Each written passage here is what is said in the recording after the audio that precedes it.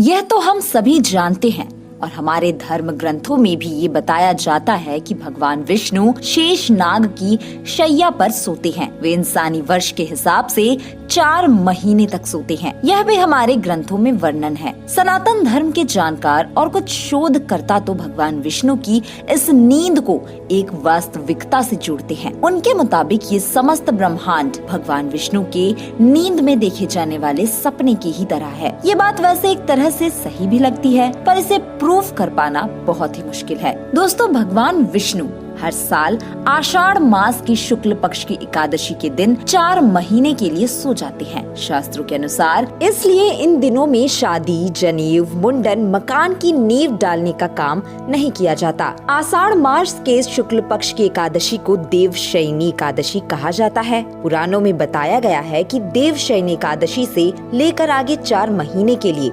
भगवान देव प्रबोधनी तक निद्रा में चले जाते हैं। हिंदू धर्म में देव के सो जाने की वजह से कोई भी शुभ काम नहीं होता। अब आइए आपको बताते हैं कि आखिर भगवान क्यों 4 महीने तक सोए रहते हैं। वामन पुराण में बताया गया है कि असुरों के राजा बलि ने अपने बल पराक्रम से तीनों लोकों पर अधिकार जमा लिया।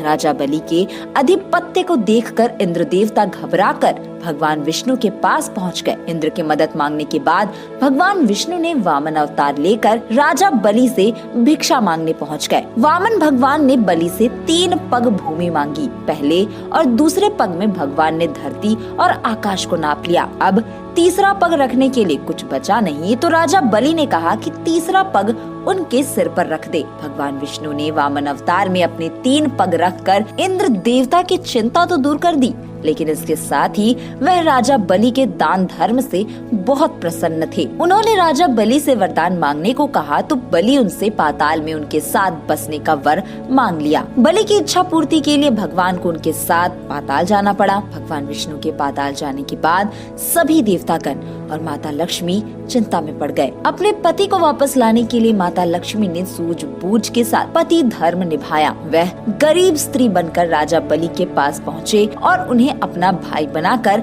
राखी बांधी और बदले में भगवान विष्णु को पाताल लोक से वापस ले जाने का वचन ले लिया। एक तरफ भगवान विष्णु के सामने उनकी पत्नी लक्ष्मी और समस्त देवतागण थे और दूसरी तरफ वह बलि को भी निराश नहीं करना चाहते थे। विष्णु जी ने राजा बलि को वरदान दिया कि वह आषाढ़ शुक्ल पक्ष की एकादशी से कार्तिक शुक्ल पक्ष की एकादशी तक पाताल लोक में वास करेंगे।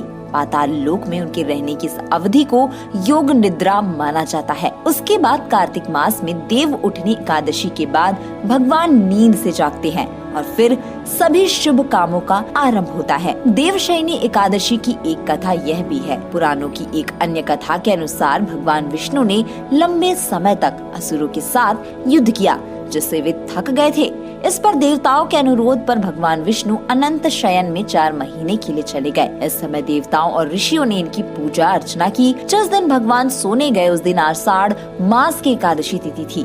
उस दिन से देवशयनी एकादशी व्रत पूजन की परंपरा शुरू हुई। इसी के साथ दोस्तों, आज के लिए इतना ही। क्या आप जानते हैं, देवशयनी एकादशी के दिन भगवान विष्णु 4 महीने के योग निद्रा में जाते हैं। इस दिन यह मंत्र सुनना बहुत शुभ माना जाता है। जो श्रद्धा पूर्वक व्रत रखकर भगवान विष्णु का स्मरण करता है, उसके जीवन में सुख, शांति और समृद्धि की कामना की जाती है। मंत्र है ओम नमो भगवते वासुदेवाय। इस मंत्र का 11, 21 या 108 बार जप किया जाता है। जय श्री हरि विष्णु कमेंट में ओम नमो भगवते वासुदेवाय अवश्य लिखें। वीडियो को लाइक और सब्सक्राइब करें।